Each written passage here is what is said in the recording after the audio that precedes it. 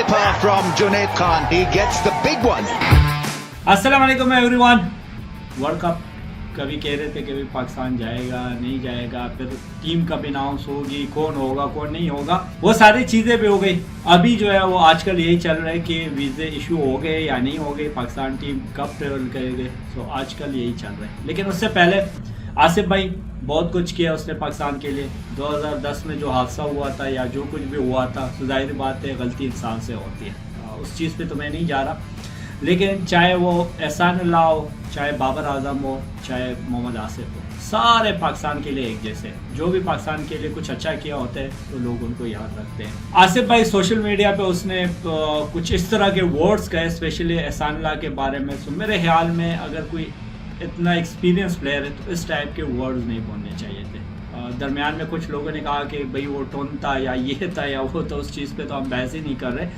लेकिन ये कि रेस्पेक्ट, चाहे वो जूनियर है चाहे वो सीनियर है, अगर सीनियर जूनियर की रेस्पेक्ट करेगा तो जूनियर उसकी रेस्पेक्ट करेगा, अगर नहीं करेगा तो वो भी नहीं करेगा। एहसान अल्लाह यंगस्टर है, 150 में बॉल करता है, जो आसिफ भाई ने कभी लाइफ में नहीं किया।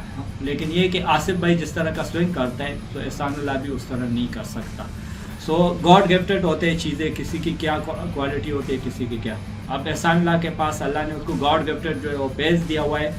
सो अभी उस पर उसको गुरूर है। सो काइंडली जिस तरह आसिफ भाई ने कहा तो इस तरह के नहीं होते चीज़ें।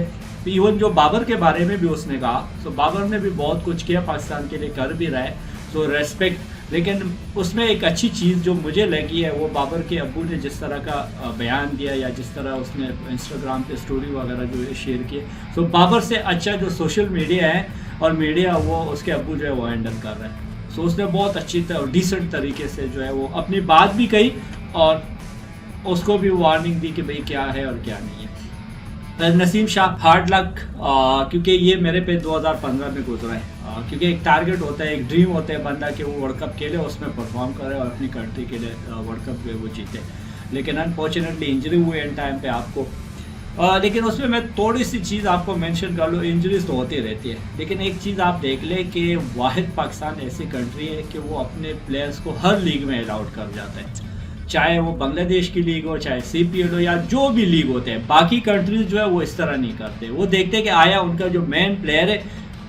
IPL में कई प्लेयर्स को जो है वो अलाउड नहीं करते जो उनके मेन प्लेयर होते हैं। हमारे यहाँ क्या है, हमारे यहाँ अगर कोई 10-12 दिन भी फ्री है और कोई लीग हो रहे हैं तो वो उसको NOC जो है वो अलाउड कर लेते हैं। तो भाई ये भी इंसान है, उनको भी रेस्ट की ज़रूरत होती है।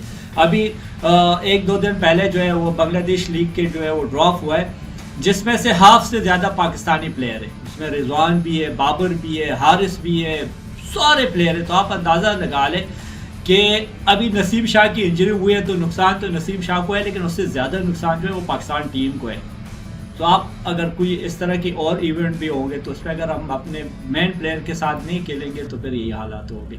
सो खुदारा काइंडली थोड़ा सा सोच ले, क्योंकि जब हम भी खेलते थे ना उस टाइम क्रिकेट इतनी नहीं होती थी, फिर भी 2 लीगें जो है वो अलाउड होती थी। वो भी तभी, मुझे याद है मैं और सईद भाई काउंटी खेल के आए, उसके बाद जो है जब वो ख़त्म हुआ 1-2 वीक का जो है वो गैप था, तो बिग मैच में हमारे दोनों का कॉन्ट्रैक्ट हो रहा था। PCB ने कहा नहीं आप लोग रेस्ट कर ले, तो हम नहीं गए।